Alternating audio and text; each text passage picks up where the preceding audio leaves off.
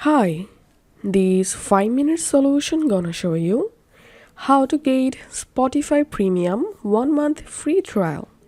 So right now I will show you the step-by-step guide to get Spotify Premium 1 month free trial.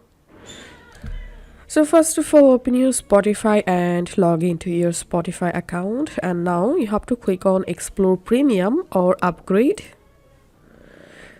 And here we can see try free for 1 month. So all you have to need, just click on that.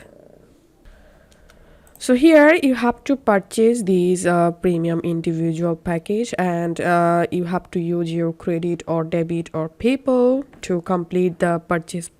And now you don't have to pay any dollar. It's totally free.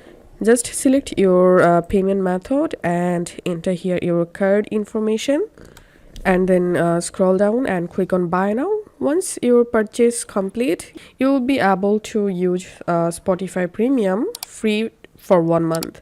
And remember one thing, that you have to cancel the premium subscription before 1 month, and then you don't have to pay any money for that. This is how we can get Spotify Premium 1 month free trial. If this video helped you out, please leave a like and leave a comment down below, and make sure to subscribe to 5-minute solution. Thank you for watching.